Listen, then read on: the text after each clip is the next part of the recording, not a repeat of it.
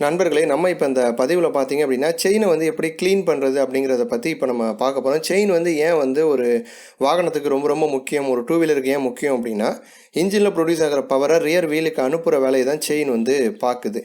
அப்படிப்பட்ட செயினை வந்து நம்ம வந்து பாதுகாத்துக்கணும். இப்போ வந்து நிறைய பேர் வந்து வாகனத்தை வந்து நிப்பாட்டி வச்சு வெளியூர்லாம் போகிறாங்க அப்படின்னா, ஈரத்தோடலாம் நிப்பாட்டினாங்க அப்படின்னா ஈஸியாக வந்து துருப்பிடிச்சிடும். செயினெல்லாம் வந்து துருப்பிடிக்க விடாதீங்க. பெரும்பாலும் செயினில் மேலே வந்து அதிகமான கவனம் செலுத்துங்க.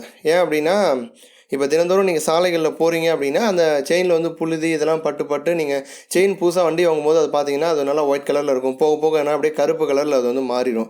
அந்த மாதிரி நீங்கள் வந்து செயினை பாதுகாத்துக்கல அப்படின்னா, அது வந்து உங்களுக்கு மைலேஜ், பர்ஃபார்மன்ஸ் எல்லாம் வந்து குறைக்கும். அடுத்தது வந்து சவுண்டு வரும். அது வந்து உங்களுக்கு ட்ரைவ் பண்ணவே வந்து சங்கடத்தை வந்து கொடுக்கும். கடுப்பாகிற மாதிரி ஒரு நிலையை வந்து ஏற்படுத்தும். அதனால் செயின் எப்படி க்ளீன் பண்ணணும் அப்படிங்கிறத பற்றி இப்போ நம்ம பார்ப்போம். முதல் விஷயம் பார்த்தீங்க அப்படின்னா, செயினை வந்து துணியால் வந்து தொடச்சிருங்க.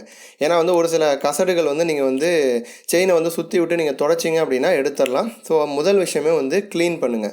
ரெண்டாவது விஷயம் என்ன பண்ணுறீங்க அப்படின்னா, உங்கள் வீட்டில் மண்ணெண்ணெய் இருந்துச்சு அப்படின்னா அதை செயினில் வந்து ஃபுல்லாக ஊற்றி விடுங்க. ஏன் அப்படின்னா, மண்ணெண்ணெயை ஊற்றி விட்டு ஒரு 5 நிமிஷம் 10 நிமிஷமோ நல்லா ஊற விட்டுட்டிங்க அப்படின்னா, அதன் பிறகு அடுத்த ஸ்டேஜ் வந்து நம்ம வாட்டர் வாஷ் அப்படிங்கிற ஒரு ஸ்டேஜுக்கு வந்து போகணும். அப்போ வாட்டர் வாஷ் ஸ்டேஜுக்கு போகும்போது அந்த மண்ணெண்ணெயில் ஊறுனுச்சு அப்படின்னா, ப்ரெஷர் பண்ணி தண்ணி அடிக்கும் போது என்ன ஆகும்னா, அந்த கசடுகள் எல்லாம் வெளியில் போயிடும்.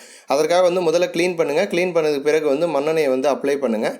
அடுத்தது மூணாவது பார்த்தீங்க அப்படின்னா, வாட்டர் வாஷ் நல்லா ப்ரெஷர் பண்ணி அடிங்க. நிறைய பேர் வந்து இப்போ வாட்டர் வாஷ் பக்கத்தில் இருக்காங்க அப்படின்னா, அவங்ககிட்ட ஒரு 20 ரூபா 30 ரூபா கொடுத்தீங்கன்னா செயினை மட்டும் க்ளீன் பண்ணி கொடுத்துருவாங்க. அப்படி இல்லை நீங்கள் வீட்டிலே பண்ணாலும், வீட்டில் ப்ரெஷராக தண்ணி வருது அப்படின்னா நீங்கள் வீட்டிலே கூட வந்து பண்ணிக்கலாம். முடியாதவங்க வந்து இது மாதிரி வாட்டர் வாஷ் சென்டரில் கொடுத்து கூட பண்ணிக்கோங்க. அது உங்களுடைய விருப்பம். ஸோ 3 ஸ்டேஜ் முடிஞ்சாச்சு. 3ஆவது ஸ்டேஜ் முடிஞ்ச பிறகு வந்து கொஞ்சம் நேரம் காய விடுங்க. வெயிலில் நல்லா வந்து காய வச்சுட்டு, அதன் பிறகு வந்து 4ஆவது ஸ்டேஜ் பார்த்தீங்க அப்படின்னா, லூப் வந்து அப்ளை பண்ணுங்கள். செயின் லூப் அப்ளை பண்ணும்போது நிறைய பேர் செய்யக்கூடிய தவறு என்ன அப்படின்னா, செயினை க்ளீன் பண்ணவே மாட்டாங்க. ஆனால் வந்து லூப் மட்டும் பார்த்தீங்கன்னா ஒரு 10 நாளைக்கு ஒரு முறை அப்ளை பண்ணிட்டே இருப்பாங்க.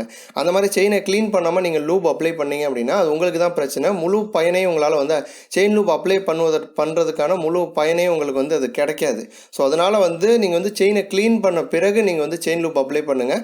அட்லீஸ்ட் உங்களால் வந்து வாட்டர் வாஷ்லாம் பக்கத்தில் இல்லைனாலுமே கூட வீட்டிலே வந்து தண்ணிலாம் வச்சு முடிஞ்ச வரைக்கும் ட்ரை பண்ணுங்கள். ட்ரை பண்ணி பார்த்துட்டு அதன் பிறகு செயின் லூப் அப்ளை பண்ணிங்க அப்படின்னா பைக் வந்து சவுண்டு நாய்ஸ், செயின் நாய்ஸ் வந்து அதிகமாக வராது. அதேமாதிரி வந்து மைலேஜ் எல்லாமே வந்து நல்லாயிருக்கும். உங்களுடைய பைக் ஓட்டுறதுக்கும் வந்து கொஞ்சம் சந்தோஷத்தை கொடுக்கும். எந்த பிரச்சனையும் வந்து வராது.